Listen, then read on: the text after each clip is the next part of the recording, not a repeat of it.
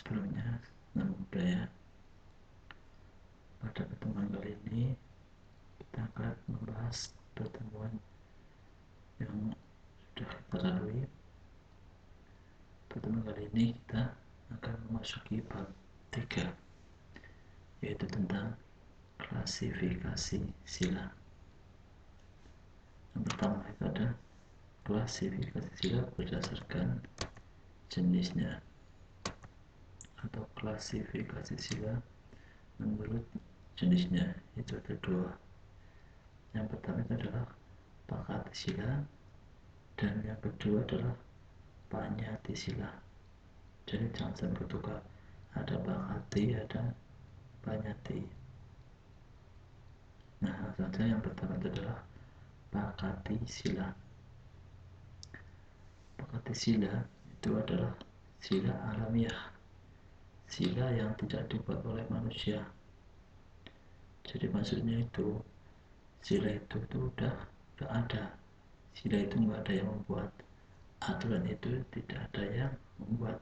Nah, karena aturan itu tidak ada yang membuat, maka aturan itu berlaku secara universal atau berlaku kepada semua makhluk. Nah, contohnya di sini adalah Pancasila. Sang Buddha itu nggak membuat Pancasila. Sang Buddha itu cuma menemukan.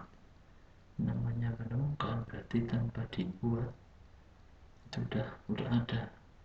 Tanpa Sang Buddha membuat, itu udah ada. Barang itu udah ada, cuma belum ada yang menemukan.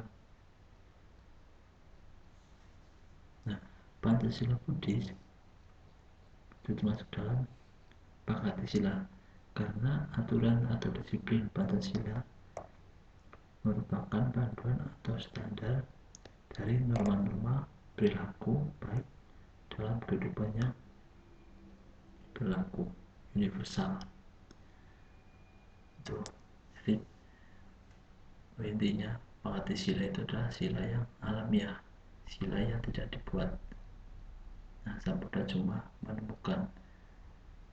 Itu sebenarnya masih banyak contoh lain, tapi di sini contoh adalah Pancasila.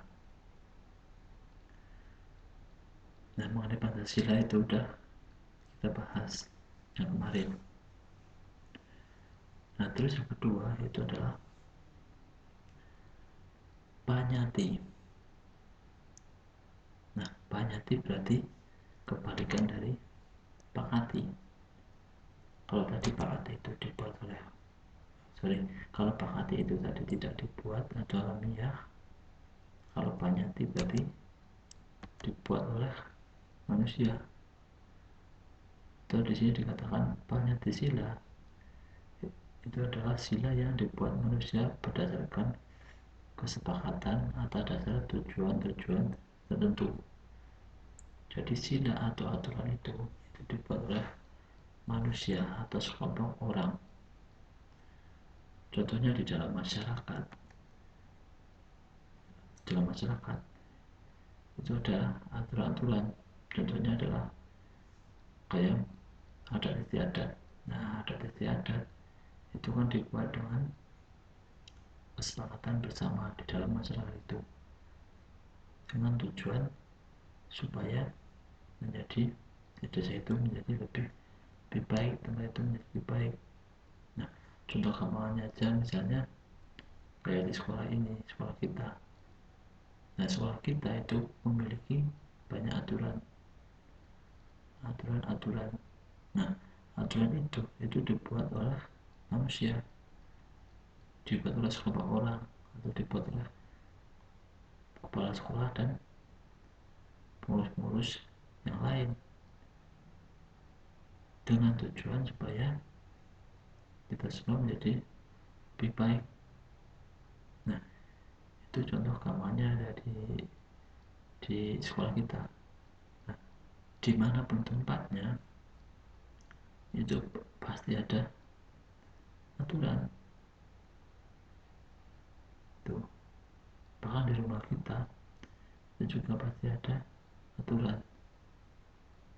Nah, Panyati sila itu beda tempat, beda peraturan, jadi nggak berlaku secara universal. Kayak misalkan di sekolah ini beda dengan di sekolah lain. Tuh. Walaupun aturannya berbeda, tapi dimanapun kita berada, kita harus menjalankan aturan itu. Tuh. Nah, mungkin itu ada dua jenis sila berdasarkan jenisnya. Mungkin pertemuan kali ini hanya itu dulu. Semoga bisa bermanfaat.